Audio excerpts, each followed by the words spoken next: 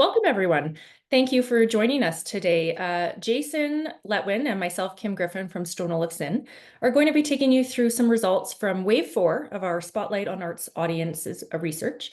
And we're going to talk about what we've been seeing over the course of the last few months.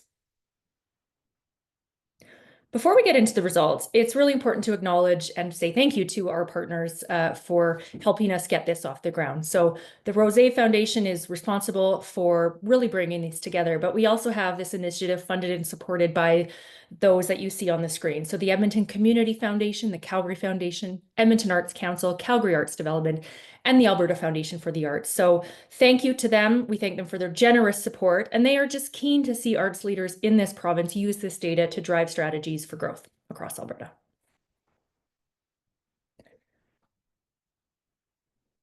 Now, it's a reminder to everyone, if you've been following us from the beginning or not, what the point of this work is. And it really is to help leaders like you reach more people and expand your audience. The data here is yours to leverage and to use. And so we encourage you to think about it as one input of many, whether you have sales data or other research or customer surveys. We encourage you to use all of those tools. Should be one tool in your toolkit to help you understand audiences, understand what they're thinking, and develop strategies to reach them going forward. Now, before we get into the results, it's always a good reminder to all of us how we got here and how we approach this work. And so a quick overview of the approach. This was an online survey of arts interested Albertans. We spoke to 1,160 arts interested Albertans across the province. That was split out by 400 in Calgary, 400 in Edmonton, and another 360 across the different regions in Alberta outside of those urban centers, which gives us an approximate margin of error of 2.9% on a probability-based sample. So it's a really robust and solid sample size to look at the results within.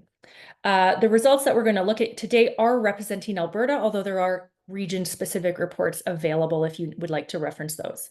The data was collected in January of this year, January 17th to 27th, so just earlier in 2025. And as I mentioned, this is arts-interested Albertans. So what that means is it's not entirely a general population sample. We've screened respondents out based if they have no connection, no desire, no interest in any art form at all. The good news is that leaves us with 95% of Albertans who at least have some inkling or leaning towards the arts.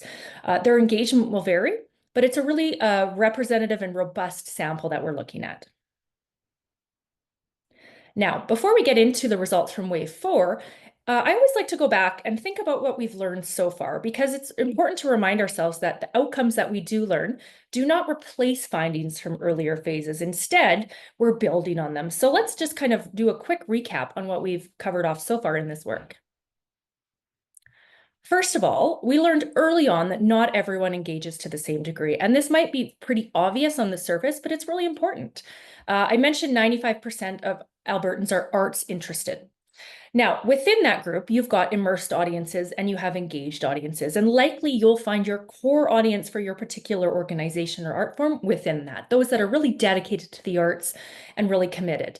That still leaves over 50% of the population who what we'll call passives, and those are folks that have an interest in at least one art form, but they certainly don't engage or frequent the arts to the same degree as the others. And that's a really important audience to understand if we want to expand our reach. We also looked at understanding this idea of currency of time. Now, when we tend to think about engagement, we think about money as a barrier, right? It's too expensive. People will say, I need to see value, and that's really important. But we often overlook this notion of time. You can have the best product at the best price with the most interest in it and still not attract audiences if they can't fit it into their schedules. And so looking at time as a unique barrier and how to overcome that is something we explored in an earlier wave. Now, one way you overcome that is by making it worth it. So showing value for money, yes, but also value for time. It's not always just about dollars and cents. It's about making something really feel worth it. It has to have an emotional and a personal resonance to really make people think about putting their time aside for your art form. We also looked at arts education in Wave 3 as a valuable way to engage and attract more audiences. But one of the things that we found is this: often when people engage in arts education, whether it's workshops or classes, adults or children, it's much more about the learning. And it's often more than just developing new skills. It's about all the other benefits you get with it. So spending time with others or just appreciating the arts. So those are really important to understand when you think about offering arts education. And then finally, affordability. This is still a challenge that's not going away. We can't overlook that. And I'll talk a little bit about that in a minute. But arts leaders need to be prepared for that. And then last but not least, that planning window has shortened. This is something we've heard from arts leaders. It is a real challenge, and they're seeing it in their everyday. This stemmed from COVID when we had this kind of unique scenario where restrictions would come and go and illnesses would come and go, and we needed that flexibility built in. Now, this is a trend that stuck with us. Audiences are certainly considering and researching events in the same fashion that they were pre-COVID, but they're committing much closer to the event. And so it doesn't mean that they're not buying tickets, but organizations do need to plan differently, knowing that they don't get those same advanced sales. So that's something that we also looked at. Before we get into the results for Wave 4 now, I do want to set the stage about what we're going to talk about. And so what we're hoping to achieve in Wave 4. The first thing that we're going to explore is I'm going to take you through the consumer mindset. Then Jason will talk about how audience expectations are being met in the art and maybe some ideas on how to inspire you going forward. But let's talk about mindset to begin with and why it matters. Mindset, the understanding how Albertans are feeling, is really important because it influences everything from spending to audience priorities, to brand engagement. And just as an example, when you have feelings of pessimism and nervousness about the economy specifically, spending tends to shrink and people tend to focus on essential purchases over quote unquote discretionary items. And so that's something we have to think about. Understanding a consumer mindset is really important because it can influence your programming, it can influence your marketing, your messaging, and even the tone in which you engage audiences with. So that's what we're going to start with. So what have Albertans been hearing? These are just a couple headlines that have graced our publications over the past couple months. Now, you'll remember that this survey was fielded in January. Some of these might have been after January, but the sentiment has been the same. You'll remember that now we're dealing with maybe this threat of tariffs or this or that, and we have some political shifts in the Canadian landscape. But certainly back in 2024, we had talk of inflation and rising prices was dominating the headline. We also had an American election that's impacting our news cycle. And so there's a lot of things going on and a lot of economic headwinds that the Alberta population is dealing with. This is the context that we're operating in, because as we know, research can't happen in a vacuum, but neither can our planning for our organizations. We have to understand what's going around us. So what is the mood here in Alberta, given all of those economic headwinds and all of those headlines and all of the things we've been hearing? Well, the first thing we wanted to understand is perceptions on the local economy and the general public mood. And you can see right off the bat that the current mood in Alberta is what we'll call muted. First of all, on a 10-point scale, if we look to the left of both of these charts, only 14% were very positive about the local economy and only 12% about the general public mood. So that's not a very good sign to begin with. When we look on the other end of the scale where the red bars are and the negative side, it's not that much different, which is a good thing. 15% are negative towards the local economy and another 19% to the in the general public mood. So it's a bigger gap than the positive, or a bigger number rather, but it's not huge. Where we see the bulk of the population is in the middle, those 4, 5, 6, and 7s. And so there's a tepidness, there's an uncertainty and ambivalence that Albertans are feeling towards the economy and just in general. Now, when we look a little bit deeper, when we look under the hood, and we provide respondents with a number of attributes and ask them to reflect on their personal circumstances, we see a shift towards the negative. And so we presented a number of different emotions, and we said, when you think about your personal life and your community, how are you feeling? Well, 46% only picked a negative emotion. You contrast that with 26 who picked only a positive and another 28 who picked a mix of positive and negative. And here's what those attributes are. We'll start with the negative there in red, and the top feeling towards personal life and community is pessimistic, followed by tired and nervous, and you also see annoyed up there in that top grouping. Now, pessimism is something that's a little bit new to this type of list. So back when we were dealing with the pandemic, we've asked similar questions, and we would certainly see some negative sentiment at the top, but it was things like tiredness and nervousness and confusion. And so There's a decidedly negative slant here, with pessimism being the top attribute.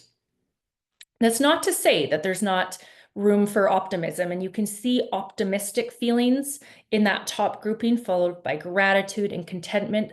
So there is pockets of optimism, and we don't want to lose sight of that.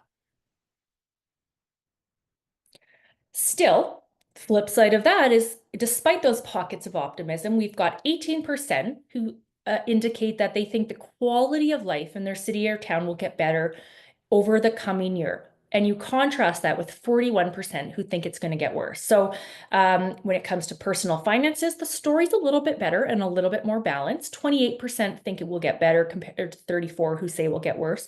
But generally speaking, we've got pockets of optimism. We've still got kind of a negative outlook on the coming year. So that's something we have to think about.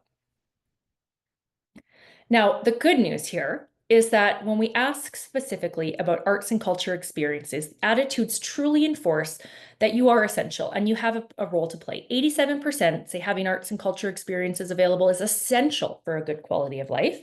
And another 84% of Albertans say a strong arts and culture scene is essential to a vibrant city or community. So this is just a stark reminder of the role you can play in creating a positive environment in which we live. And so I think it's as negative as feelings are right now, there is a light at the end of the tunnel, and the arts and culture community can play a vital role within that. And so let's talk a little bit about that vital role. So what benefits can the arts provide to Albertans, especially in this time where, pessimistic views or more negative views seem to be more apparent? Well, first, it's important to know what Albertans are doing so we can really understand where we fit within the experience economy.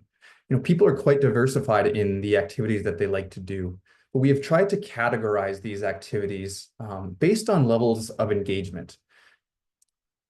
You see, 95% of people are interested in active participation, or what we, kind of call actively doing, really engaging fully, physically into their participation.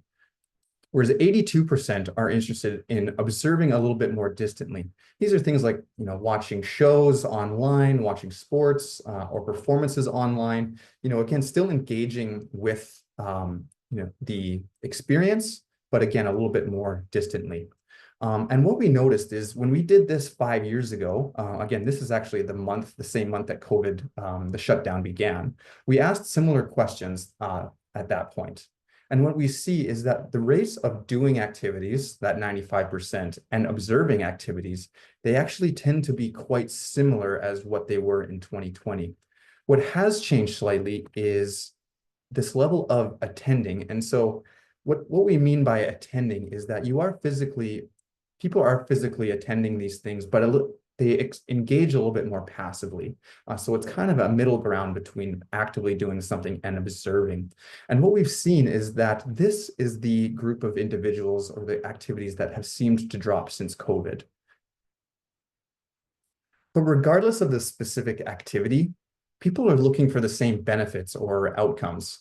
Spending time with people they care about, getting healthy, both mentally and physically, and just feeling happy. People still want to laugh, to escape, just to feel relaxed. But all these are essentially to promote the same outcomes.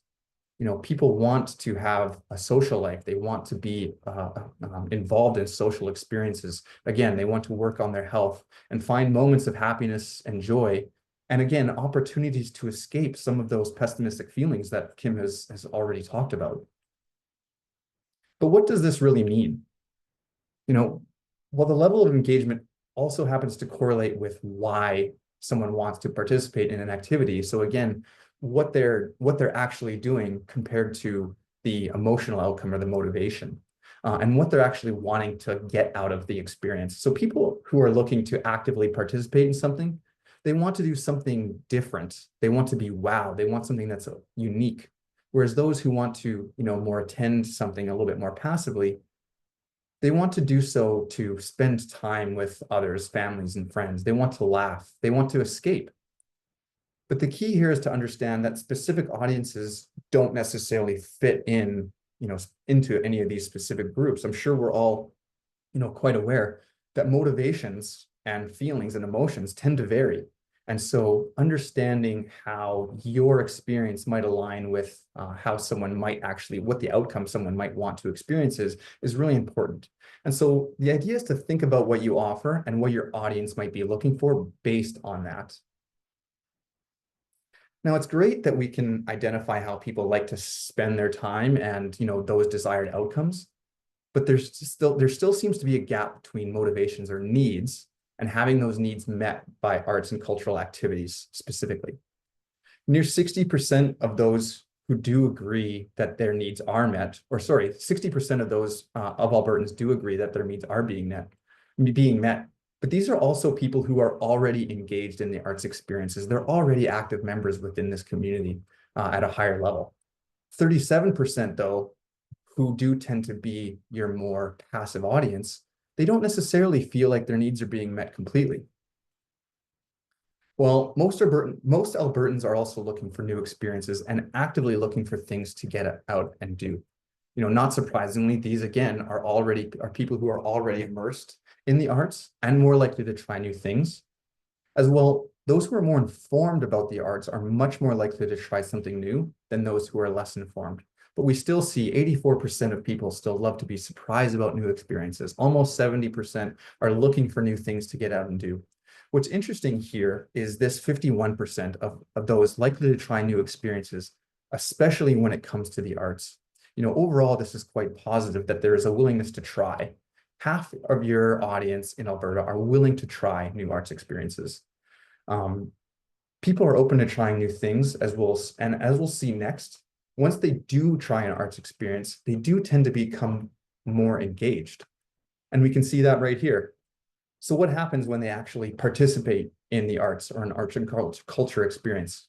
Well, almost 70% are rarely disappointed. They attend and feel like the experience was, worth it. 2/3 feel inspired to seek more arts experiences. So that means you get them through the door once and they will likely attend more in the future. And here's the really interesting one for me, at least. 64% who attend some kind of arts experiences feel inspired to be more creative in their own life. This means that they attend an experience and they become automatically more engaged and more involved in the arts community than they previously were. So we know that people, once they decide to take part in an arts experience, they are likely to continue. But let's talk a little bit about how to get them there in the first place. Let's talk about informing and inspiring new audiences, or even audiences that may have, fallen out of reach in the past, and we want to re-engage. Now, we know how impactful it can be for someone to attend or participate in an arts experience, but 51% claim that they're uninformed. Now, they aren't uninformed about whether or not there are arts experiences within their community, but they are uninformed about how they can actually take part in these things or in these activities. And that's a really important distinction. They know that there are creative things to do or take part in, but that's about it. That's where the knowledge level starts to stop. And this, again, the passive audience, these are the people we really want to speak to try and increase their level of engagement. So how do we do that? Well, there is a bit of a need to communicate some of the basics. Half of the uninformed audience want to know the experience, what the experience entails. Specifically, they want to know what they're going to feel, what they are going to experience, not necessarily describing, the actual experience or the specific performance, but how they're going to feel about it. Naturally, half also want to know about the cost. This probably isn't a surprise, but what they really want to understand is the value. And these are two different distinctions that we've talked about in other, experience economy studies. But there's a really big difference between what someone wants to pay and the value they see getting out of it. And we've already seen that 70% of Albertans leave feeling rarely disappointed and even start to search for more after the fact. So they have found value for the money they've spent in that case. Finally, once the promise of the experience has been delivered, they want to understand some of the specific details and how they can actually fit this into their schedules. So this is where the experience starts to get, you're trying to remove some of these barriers, which we'll also talk about. So again, that's experience and benefits for them as the audience, trying to incentivize them to go. reinforcing the activity itself, and trying to keep it simple. Audiences also want clear descriptions of what they can expect and how much it's going to cost, unsurprisingly. But they also tend to be more aware of traditional marketing communications like community signs or news. While social media and word of mouth can be really powerful tools, sometimes the specific messaging may not quite break through to these audiences. Again, it's kind of, the mass amount of information kind of gets all blurred together. So again, social media and other line tools can be really effective for, mass market reach. But in terms of message retention, some of these channels like community signage, news, interviews, and reviews can be really, really impactful. Now, what do they actually need to truly commit? Well, as audiences begin to consider and experience their event, additional levers to pull around are flexibility. As we've seen in previous waves, time can be a tricky one. There is an opportunity cost for every decision everyone makes, but removing these barriers and uncomplicating the decision process will really help kind of create that tipping point to pull the trigger. So what does this really mean? Well, offering deals when possible, adding value through, perks, ensuring people know how to get there, where to park, and offering multiple dates or times that they can, maybe be able to choose from and create opportunities. This will really help eliminate some of those barriers where people start thinking about their schedules opening up and things like that. And the last is, if you have a specific artist or performer to showcase, recognize that passive audiences may not know who that person is or why it matters, and explaining some of those finer details can be important. Okay, so what can we take from all of this? Well, let's talk about it.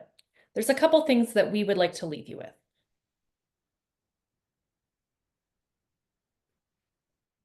The first thing is a reminder of what I started us off with. The mood in the community is going to dictate how you can engage your audiences. So it's not that they're not receptive, and it's not like there's people that don't want to engage with the arts, but you have to think about what's going on around us. So if there is a pessimistic attitude, you might need to approach them with more care, be mindful of your tone and your messaging to kind of correspond to those feelings. That's the first thing. The second thing, which Jason talked about, is the motivations. The motivations of the audience will ultimately dictate what they choose to do. And so you need to be aware of that. Okay, so if we do those two things, how do we engage those that are receptive? There's a couple key things we would leave you with. The first is a reminder to be empathetic. And what does that mean? Well, first of all, it goes back to what I had said at the beginning. It's to remind yourselves that audiences are in a tough spot. You need to appeal to their motivations, yes, but you also need to think about comfort, levity, not necessarily in your programs, but maybe in your messaging or your tone. Be nimble to change. This is something that we saw come out of COVID. It's always good to be nimble, of course, but conditions shift quicker than ever. And so you need to make sure as an organization you're in a position to respond to that, whether that's the type of show you do, whether that's the type of delivery, but being nimble to change and being able to respond to audiences.